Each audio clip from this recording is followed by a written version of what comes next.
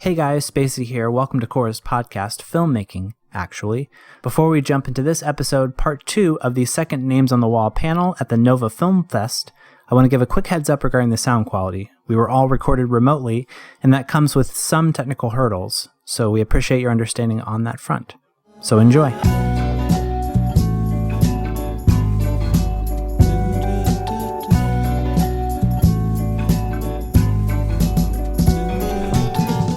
Hi, my name is Cora. Welcome back to my podcast, Filmmaking, actually. If you missed the last episode, I recommend going back to that, as this is a part 2, and it'll be a bit out of context, as we're picking up in the middle. For those ready for part 2, I present to you the second half of our full cast and crew panel for Names on the Wall at the Nova Fest and Capitol Film Market. We will finish up the moderated discussion and end with our audience questions. Okay, here it is. Next question. Was it daunting taking on a period war film, and did you have to compromise on anything where you may have been constrained by budget, time, resources, etc.? In many regards, yes. I mean, as someone so kindly pointed out that the uniforms aren't exactly right. We did go to military surplus stores. We did try and get things as authentic as possible. They are very expensive if you want to go 100% authenticity. There is also a fact that at one point, I mean, this is what we found through our research, so maybe we're wrong. At one point, the uniforms kind of were whatever you could get. Like, it wasn't the perfect, here's your exact uniform with exact pieces, all perfect. Some things we did kind of like just fudge a little bit because they were very expensive. We did coordinate on what guns to use. Those were prop guns. We did the Viet Cong's wardrobe was, I mean, a lot of them were just farmers that were conscripted and kind of thrown in, and they had what they had, and a lot of them sadly were actually wearing flip-flops. Like, that's what they were wearing in the jungle, which is heartbreaking. So that was a little bit of a challenge. Then there was stuff like, I actually had forgotten about this, and when I just saw it again in this block, there's a point where there's a sound of a chopper going overhead. Like, it's kind of like just a sound that goes by. A truck was driving by, a totally like anachronistic, wrong truck. And I think the actor was like noticing it and kind of like, oh, are they going to cut? Or maybe he was just thinking, I don't know. I've never asked him why he looked up. But when we were looking at that shot in post, because it fit really well with the cut, and I was going over it with my sound guys, I was like, could we just drop a chopper in? Like, could we just make a chopper be flying overhead and just have him like follow the chopper? Because maybe he's like, oh crap, because one of the sort of backstory elements, sorry, this is a little side note, but when they get out of the pit, the odds of them finding a Vietnamese soldier is higher than them finding an American soldier, because he was kind of out so far away from his unit, which is why when he's like, hey, don't forget about me, he's like, you better not forget about me. He didn't want to be like, hi, I'm yelling in English in the middle of Vietnam. Like, he didn't want to come kill me. Like, that's kind of the direction we gave him, was, you know, that if his buddies are up there, you're dead. But at the same time, a chopper could see them, an American soldier could rescue them. So there was sort of that like tension undercuts, and we just kind of worked with it. Like, when there was that random sound that didn't actually fit, we just covered it with a chopper sound, and they got an actual chopper from Vietnam Sound and dropped it in, and it followed his eye line, and it worked. Wow. So on the one hand, yes, hard. On the other hand, we used it. Last tangent, and I promise I won't make long answers again. There's a scene in one of the Apollo, I think it's Apollo 13, the movie where the NASA crew have to fix something that broke on the spaceship, and they have a box, and in the box is every loose object. And they dump it on the table. That to me is such a perfect analogy for filmmaking, because in any film, you always have a box. And sometimes you just need to look at your box, and maybe it's a roll of toilet paper, and you go, we can actually wet this and wad it up, and it's going to dry, and it'll turn into a little bit of like a sort of plaster, and it'll plug the hole. We're going to use the toilet paper. So being a period piece, it just kind of shifted the contents of the box a little bit and forced us to look at things a little differently. And if anything, it just drove the creative process instead of blocking it. So all filmmakers need to be MacGyver, is what you're saying. Yes, that's it. That's the short answer. Yes. Too long, didn't read. Key theme music. Yeah, key theme music and big flames behind you guys. You figure it out. Would you agree with that, Melissa? Does that correlate into the That choreography was there type issue situations? like or you is mean that like yet more was there precise? things that happened that we needed to? I guess one of the leads got injured and not being able to work for a year. I mean, that, once again, talking about, things that happened that we needed to wait on. And that was, kudos to Cora for keeping the actor. Some people would have just said, oh, let's go get another actor. But, that was amazing. You remember how hard it was to find him? Yeah, You think I really was in a rush? No, to get him? he was so perfect. He was awesome. And his attitude, he just wanted to work. So it was great. When we came, okay, so the whole thing is it's all an illusion. And so we had to, we did not have the money for an airbag, for them to do a fall, down the pit and land and things like that. So there was a lot of shortcuts that we had to take where there was no, like, Cora said before, there was no pit. It was all in a flat air, there was all in a flat area. So we had to make the illusion like they were falling into a pit because, we didn't have the budget. Yeah, there was a cliff.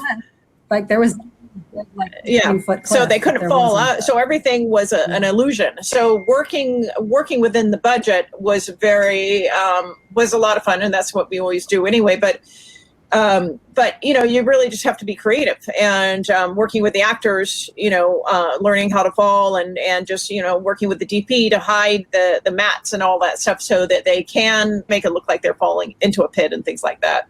So, there wasn't any money for ratchets and, airbags and things like that. So we just had to make it work. And that's part of the fun is just, making things work with what we have. Let's segue that into the next question, which is, why and how did you choose the location that you filmed? They say at, but I just can't end a question with a preposition. It's against my code. I hear you. Malibu Creek State Park is known for a TV show. I used to work there. I was like, oh, okay, no, sorry. I was going to say it's known for a TV show that no one who watches war TV has ever heard of. It's a very unknown show called MASH. MASH, yeah. You say? So it's very commonly used as that sort of like Far East Asia look for obvious reasons. And we filmed, I think, a couple miles from where they filmed. And I had actually scouted the location originally because someone told me that, and I went and checked it out. And I checked out a couple different areas that we were going to potentially film at. And in the year that passed, there was a really bad drought. So like that, like kind of blowing wheat field is actually in Malibu Creek State Park. And what we were standing in was a riverbed that had dried up. It was very strange that when I went back to scout it again, the water was gone. The pit was right there. And it was like this sort of sad coincidence that like I was sad to see the water gone, but it gave us the location that we needed. So the real reason that we filmed there was the location fee was high, but not $20,000. We had to pay for a ranger to be there all day. We just had to pay the park entry fee on top of our permit. So it was just a small parking fee. They already have parking lots. They already have bathrooms. That's all there. There was a little park bench at the top of the hill where we set up our sandwiches for lunch, our little picnic lunch. And yep. And one of my other jobs, the main reason why was it just worked. We didn't have to really do a lot of set dressing. It was perfect for what we needed. And then for the flashback sequence, the reason we shot there, straight up, it was one of my best friend's backyards and I could pay her with cookie dough. And that's why we filmed there. And I will say this, because it was sort of nearby. Actually, it wasn't even in Malibu. I think it was in Glendale. There's this kind of tall grass plant that grew in the filming location. And she didn't mow her lawn before we filmed. And that same grass was growing in her yard. So when the little boy is playing, it's a total like little thing. I don't know if anybody notices, but that type of grass that's in the jungle with them is also in his flashback or in his like dream sequence. So I thought that was really cool, but it was just dumb luck. Unfortunately, that wasn't in our control. It just happened. Yeah. Okay. That's why.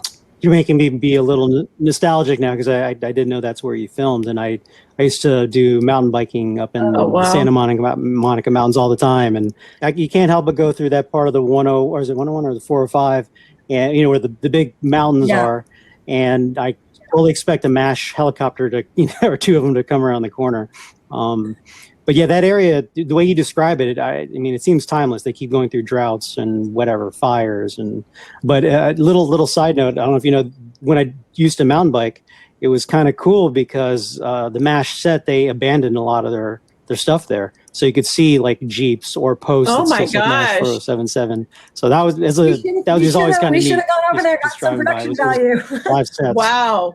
That's awesome. And it was a totally discovered, like, what's this? Like 407. Like, whoa. Yeah, I thought so. It was obviously dilapidated and degraded, but it was clearly a leftover set pieces from the show. But I'm a fan, so amazing. That was kind of neat. TV show. It's getting branded as the old people show now, as far as like that. It had heart. It did. Dang It it. did have heart. Okay, yeah. Let's wrap with this final question. Okay. With everything all said and done, is there anything you wish you could have done differently? You know what's funny? The first thing to pop into my head was not direct it. What? That I'm going to be totally honest. That was the very first thing. I was actually kind of surprised myself with that thought there. You mean hire another director? Or Well- what do you mean exactly by that? Originally, it was supposed to be something that I just oversaw as a producer. The producer. I was production designing, and then somebody else was going to be directing. I think I mentioned this in the other panel that Melissa was actually the first person to say to me, "Why are you looking for a director? Like, you should be directing this." And the fact that she actually is a director and she could have said, "Why don't you ask me to do it?" She didn't. She said, Right. "You're the right person." Yeah, it was your to do this." project. And but that to me, like, it makes me, I'm getting all like whatever. That to me makes me value you so much. And I knew that you were in it for the story. You were in it for what was going to be the right thing, not what was going to be the best for Melissa Tracy. It hit me. And I think I even said at the time, like, what? Like, you're crazy. No. And then I was like, or maybe I said, I don't know. And then I went and talked to Nick, and Nick didn't even hesitate. He was like, yeah, you totally should direct it. And I was like, what? And he was like, who else is going to direct this thing? He's like, I'm not going to direct it. Like, you direct it. And it wasn't like I'm not going to do it, you do it. It was like everything about the story. Like, this is your story. Like, you need to tell this. And it's very strange for me because, like, it was my first film. It went into festivals and the response was very overwhelming and it was almost intimidating. When I first met Del Weston the first time, he was like he stopped random people next to me and was like, you need to meet Cora. She's an amazing filmmaker. And I was like, I've been making films for 5 minutes. I don't know what I'm doing here. Like, what's a film festival? Del Weston is the founder of the Action on Film Festival in Las Vegas, by the way. Yes, yeah, for context. And Melissa actually was the one who invited me to submit. Not invited me, but I'm like, encouraged you me have to submit to this. submit. Yeah. Like, you have to submit to that. And I will take 1 second to stop answering that question to say that my husband just walked in the door. So I want to at least give him 2 seconds to say hello as one of the many producers. And now he's going to leave. No, Right. I'll stay here if you want. No. I mean, you can. I can socially distance. Well, I mean, this is the last question, and I guess we can all answer it. The whole thing was a very strange experience for me. And part of me wonders, like, what would have happened if, like, was it just the script and the crew that made it so amazing? Like, was it just, like, did what I do matter at all? Was it my influence? Oh, Was my it goodness. everybody else's thing? And so I guess, like, if I had the opportunity in, like, a parallel universe, I'd be curious to see what would happen if I wasn't there. Would that No. same story have still No. been told? In that, No. with I'm not fishing for compliments. I'm Let me allow me Yeah. to clear this up. Yeah, please. Allow me to clear this up with an anecdote. The original director slated for Apocalypse Now was George Lucas. I watched that documentary way back when, the Bay City director or something like that. But yeah, there was that handful of directors from the Bay Area, and he was penciled in. I won't say it was cemented in stone, but just the fact that how, even if I'm totally wrong, it's urban legend. Can you imagine what a different film Apocalypse Now would be if someone like George Lucas were at the helm of that? I'm going to throw another anecdote that just keeps coming to mind here.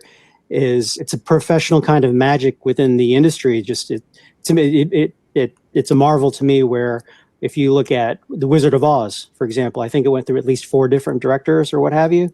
At one point, one of the producers said, I'm just going to helm it. I'm going to direct it. And I think the executive producer, one of the higher end producers said, no, this is not yours. But just to have a mastery of understanding how films are created, and to specific films in general, like this is not your tone. This is not your touch. Isn't going to make this happen. Yeah, no. Cora was so passionate about it, and she actually, went to the meetings. I mean, remember the director we interviewed? Cora was so passionate about it. Had done all the research.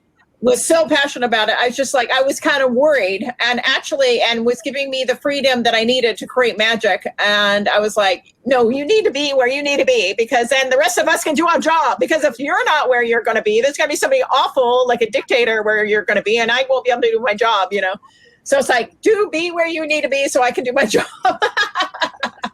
But no, Cora was amazing. And just the emotion and the passion and the empathy that came out of the actors was amazing. I mean, being able to pull the empathy out of the actors for each other was amazing. And, Cora, you just, you have that gift with people. So it would have been not good if you had not have directed it.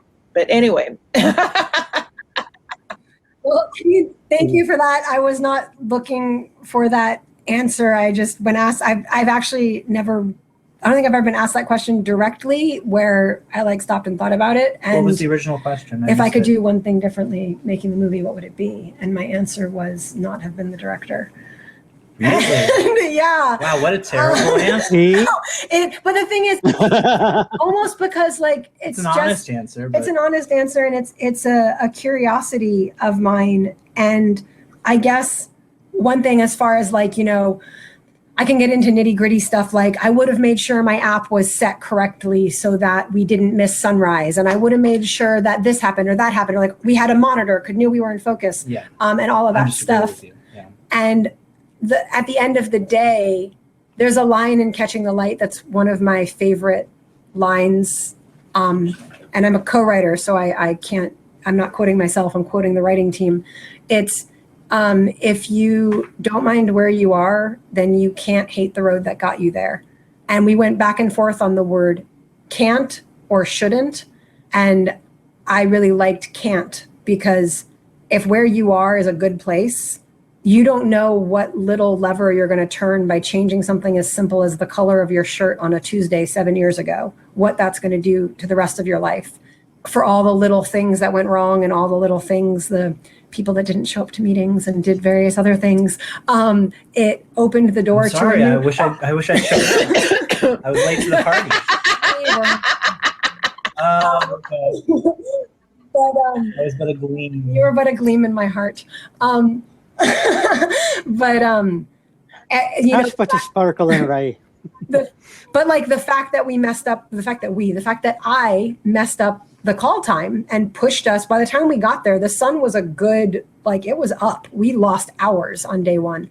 And because of that, we got pushed into sunset, and Doan's footage got grainy. And to fix it, we needed to lean into this aesthetic when we did the color grading that really, I think if it was graded like a modern film, it wouldn't look as good. I think that grading. Yeah, I was just going to say, I was looking on YouTube at an earlier cut where we hadn't done the color grading. It's from summer 2016. We hadn't done any of the color grading to make it match. And it's like looking at a completely different film, because it goes back and forth between Fook and Brendan. And it's like full daylight and it's warm colors. And it's like, that was the intention. And then we go back to Fook and it's like super dark and grainy. And it's really weird when you add color, and it makes a big difference. So it came about because it was a problem that Spacey solved, but Spacey had to solve that problem because I made a mistake, but the mistake meant a creative solution that made it better. So yeah, at the end of the day, unexpected. the curiosity and I don't know, maybe it's my own self-doubt of what would have happened if somebody else directed this. Was it the team? Like, could they have done this if I wasn't there? And then anything else that we changed would have changed something that resulted in something that came out beautiful. So in that regard, I can't hate the road that got me there because it got us here. If nothing else, I'm very, very, very thankful to be where I am now. So that's my answer. Spacey, Melissa, did you have an answer? What would Well, you have done differently? I actually would not have done anything differently. I'm not thinking, I'm just, I think no, because it was just like magic in a bottle, and I like lightning in a bottle. It was magic and lightning in a bottle. Magical lightning in a bottle. I mean, it was Magical amazing. lightning. Everything, you allowed me to do what I needed to do. You allowed me to train the actors. You allowed me to be safe. You allowed me to put the mats down and work with the DP to get everything covered. It was, yeah. Can I cut you off to say something very dumb?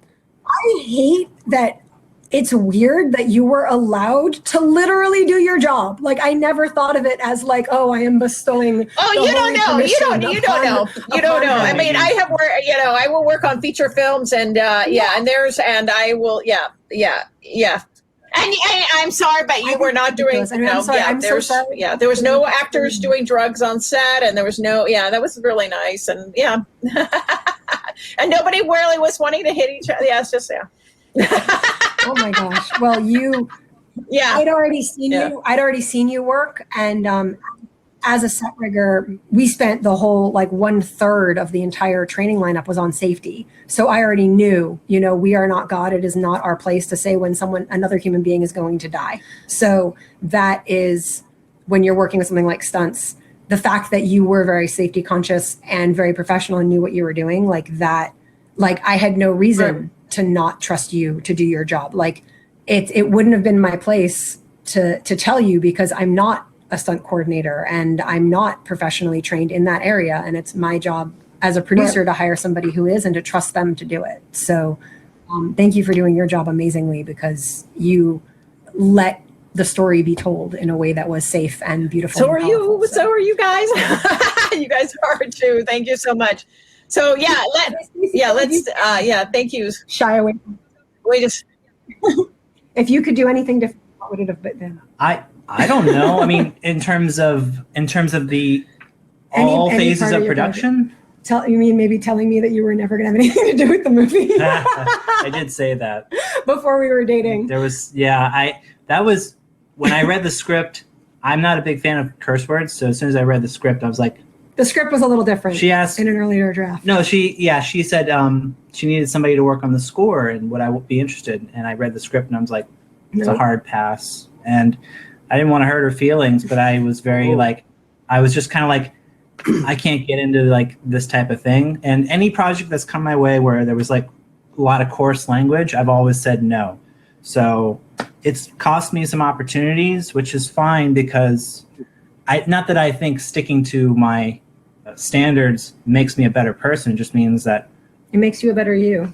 I mean, it very much makes me me. But having said that, in the editing stage, we literally pieced together takes where when Fook when Fook dodges this punch from Brendan and he says, "There's no way out of here, we're trapped." The original line was, "There's no effing way out of here, we're trapped." And then in the editing, it's you blink and you miss it and it's not there anymore.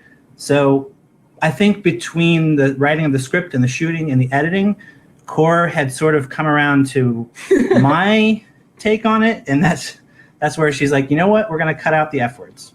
I didn't want. We shot it with the F words. We did. We shot it as written, and the reason that I wanted, I was. But this agreeable is not a PSA on it. to say that curse words are bad. It's just it felt gratuitous, and I didn't. I felt like there was enough in the story that I didn't need to shock people by dropping F-bombs every 5 seconds. It wasn't about that. It was about the story and about what the characters were saying. So yeah, he did some fancy editing, and it was Fook he swings his arm and Brendan ducks.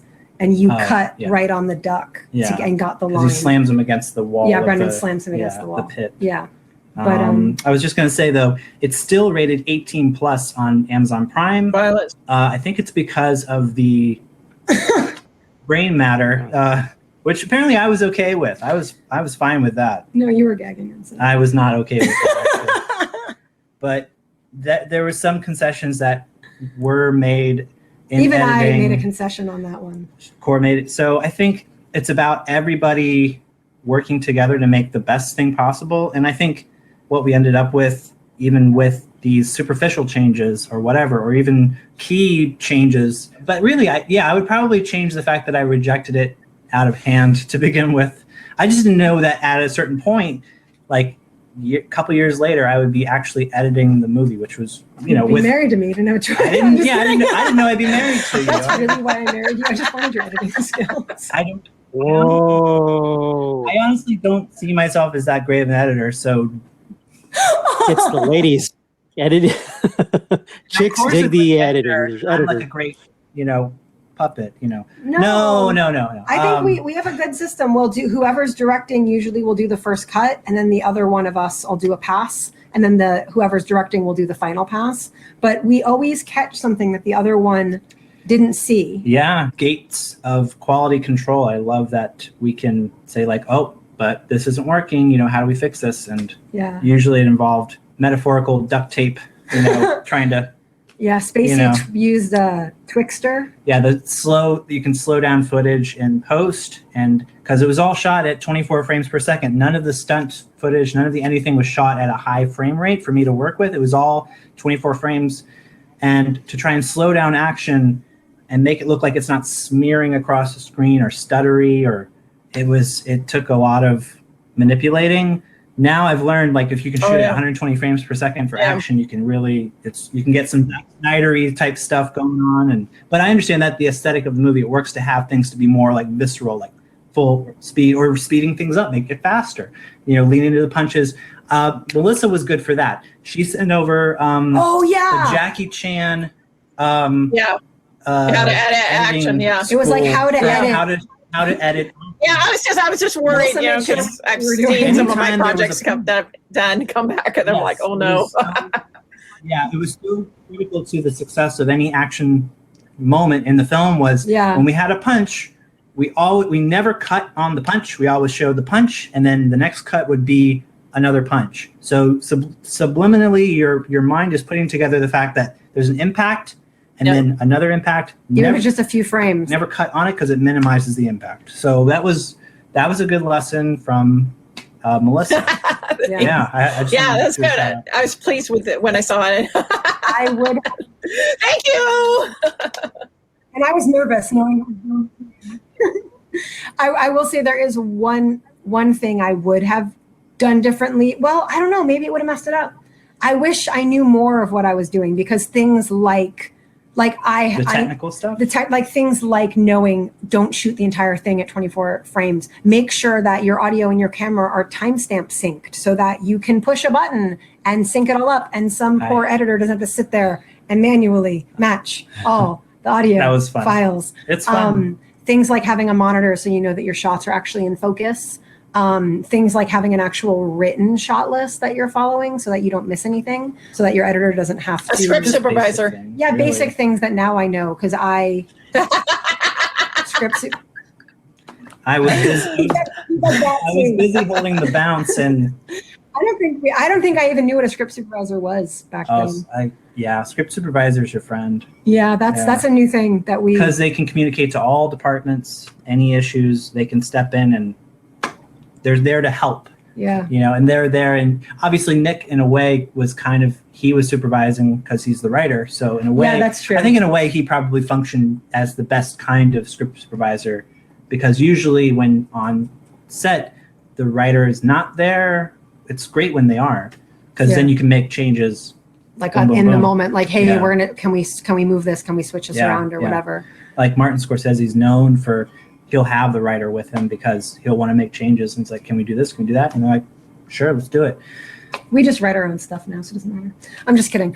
I think Nick's great. I'm so glad we were able to work with Nick. I forgot, like, what other things is the team going to do? Nick has been in on almost every single one of our films since, even if it's just as an associate producer doing a pass of the script. Yeah. There isn't, I don't think, a Talk single... about gate of quality control. Like, he's great for that. He's amazing. If anyone needs a writer, hire him. Except when he's working for us, because then we don't want to lose him. I'm just kidding. Same Hire with him. Jazz. Like, don't steal Jazz. Don't steal Nick. Don't steal our people. Don't steal my team, man. No, I'm just kidding. Fernando's trying to steal me. I know this. We have a... For different reasons, though. I mean, you can come to Disney. Yeah, we're going to have to mosaic gobbledygook that out later. Okay, well, fantastic. I'm going to wrap things up. We've gone very, very long now, which is great content for you. Don't apologize.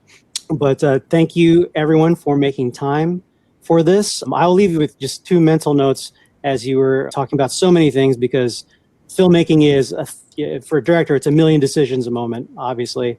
And you may appreciate this, Melissa. I remember watching a documentary or one of the featurettes for Braveheart.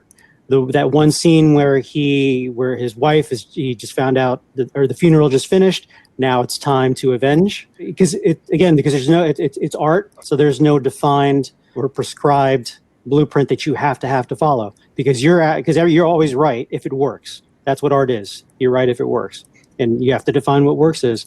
Where you're saying, Spencer, where you have to, everything's got to be in a certain time frame, and stamped and synced and so on and so forth. With that one scene where it leads up, where he's going to the fort, and he has the antler, hidden behind his ears, and they're capturing everything from the hoof moments of the horse he's on to the look of the side soldier on the corner. I think they experimented. They used different cameras, different film rates, and to create that incredible moment of anticipation. So that was just something that came out as because you're right, and I'm going to guess that Mel Gibson was right for that scene, because it was absolutely very, very powerful. And he's right about something. Yes, and I thought I'd introduce another movie to you, Spencer, called Scarface. So that has language, just so you know. I'll run it through VidAngel. Okay, fantastic. So great. Thank you so much. Please hope you will be able to join us in other panels to contribute and pick brains of other filmmakers and network and just do awesome stuff over here at NovaFest. Thank you so much, everybody. Please take care. And, Thank you for having us. We're only Tuesday in right at this point, so we have another 3 days of great screenings, another 2 blocks going on right now. Sounds good. Awesome. Yay. We'll be back. We'll check it out. Awesome. Thank you so Nice much. talking to you. Nice meeting you, Talk to you Melissa, and later. talking to you.